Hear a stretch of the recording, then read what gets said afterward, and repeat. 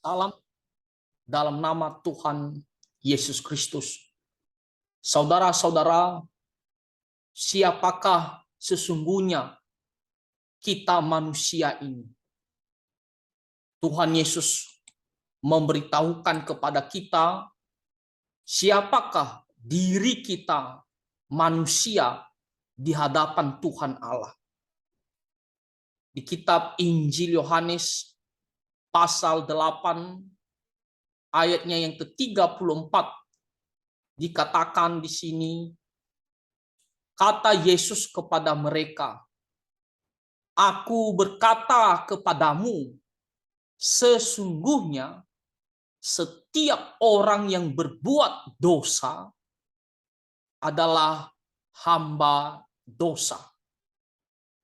Tuhan Yesus dengan jelas menegaskan bahwa kita manusia adalah hamba dosa.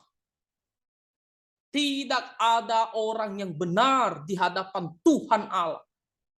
Semua kita manusia, mulai dari manusia pertama, Adam, dan sampai kepada manusia yang terakhir nantinya di akhir zaman. Kita manusia adalah hamba dosa. Mengapa kita dikatakan hamba dosa? Karena kita berbuat dosa dalam kehidupan kita sehari-hari sepanjang hidup kita. Kita terus melakukan perbuatan dosa, itu berarti kita terus bekerja untuk dosa. Kita terikat dalam dosa. Jiwa kita dibelenggu oleh dosa. Sehingga kita dikatakan hamba dosa. Saudara-saudara, ketika kita dalam kehidupan sehari-hari, baik sengaja maupun tidak sengaja, kita melakukan perbuatan dosa terus-menerus seumur hidup kita, maka kita dinyatakan dengan benar adalah hamba dosa. Coba kita periksa diri kita masing-masing. Bagaimana kita sudah melakukan begitu banyak perbuatan dosa. Kita melakukan banyak sekali kesalahan di hadapan Tuhan. Salah satunya adalah berbohong. Kita mungkin juga ada iri hati. Kita benci kepada orang lain. Dan terlebih-lebih kita tidak mengingat Tuhan. Kita tidak melakukan apa yang Tuhan kehendaki dalam kehidupan kita. Kita sudah begitu banyak melakukan dosa. Dan kita dinyatakan sebagai hamba dosa. Saudara-saudara, sebagai orang yang berdosa, apa yang akan kita dapatkan pada akhirnya?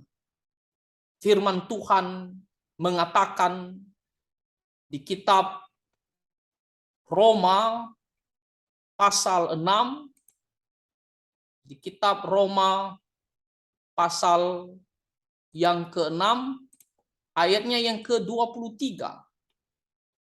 Dikatakan di sini,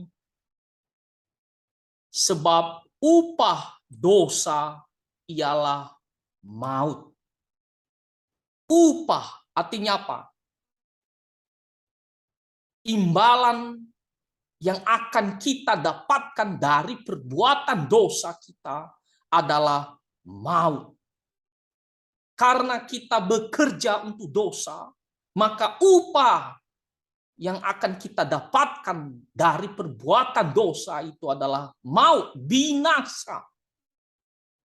Pada waktunya ketika kita meninggalkan dunia ini, jangan harap kita akan pergi bersama dengan Tuhan dengan penuh sukacita. Tidak. Tetapi sebaliknya kita akan menerima segala upah dosa kita. yaitu hukuman yang kekal. Tuhan benci terhadap dosa. Dia pasti akan menghukum kita, dia akan memberikan segala upah dosa kita, yaitu kebinasaan di dalam neraka. Saudara-saudara, setiap kita menyadari rasa bersalah kita, rasa ketakutan kita dari setiap dosa yang kita lakukan di hadapan Tuhan, kita sangat tertekan, kita sangat khawatir terhadap dosa-dosa kita. Nah, saudara-saudara, benar kita akan menerima upah dosa, yaitu penghukuman yang kekal di dalam neraka. Lalu saudara-saudara, apakah masih ada harapan bagi kita manusia? Apakah masih ada keselamatan bagi kita manusia agar kita tidak mengalami penghukuman yang kekal? Saudara-saudara, ada harapan, ada keselamatan yang Tuhan berikan kepada kita. Satu-satunya harapan itu, satu-satunya keselamatan itu di dalam Tuhan Yesus Kristus. Tidak ada yang lain. Hanya Tuhan Yesus Kristus yang bisa memerdekakan kita dari hamba dosa ini. Hanya Tuhan Yesus Kristus yang bisa menyelamatkan kita dari belenggu maupun hukuman dosa. Saudara-saudara, firman Tuhan mengatakan di kitab Injil Yohanes pasal 8, Yohanes pasal yang ke-8 ayatnya yang ke-35, dan hamba tidak tetap tinggal dalam rumah, tetapi anak tetap tinggal di dalam rumah. Inilah perbedaan kita dengan Tuhan Yesus. Kita adalah hamba, tidak memiliki warisan, tidak memiliki hak untuk masuk ke dalam kerajaan Allah. Tetapi Tuhan Yesus adalah anak tunggal Allah. Dia tinggal di rumah, dia tinggal di sorga, berkuasa di dalam kerajaan sorga. Dan dikatakan di ayat yang ke-36, jadi apabila anak itu memerdekakan kamu, kamu pun benar-benar merdeka. Tuhan Yesus yang bisa memerdekakan kita dari hamba dosa, dari belenggu dosa, dari hukuman akan dosa.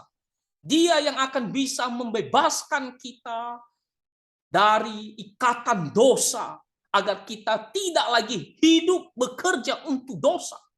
Tapi sebaliknya, roh kita diperbaharui dan jiwa kita diselamatkan. Ketika kita meninggalkan dunia ini, kita akan pergi kepada Tuhan Yesus di sorga. Kenapa? Karena Tuhan Yesus telah memerdekakan kita. Bagaimana caranya Tuhan Yesus memerdekakan kita? Tuhan Yesus, dia datang ke dalam dunia kurang lebih 2000 tahun yang lalu. Dan dia hidup dengan sempurna, satu-satunya yang hidup dengan sempurna dan penuh kuasa, mengajar kebenaran firman Tuhan, dan dia datang untuk menderita, untuk dianiaya dan mati di atas kayu salib demi menanggung segala hukuman dosa kita.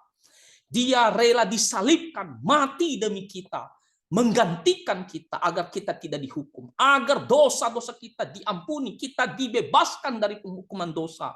Tuhan Yesus melakukan itu untuk kita. Tuhan Yesus mau mati demi kita. Dan setelah mati, dia dikuburkan dan bangkit pada hari yang ketiga.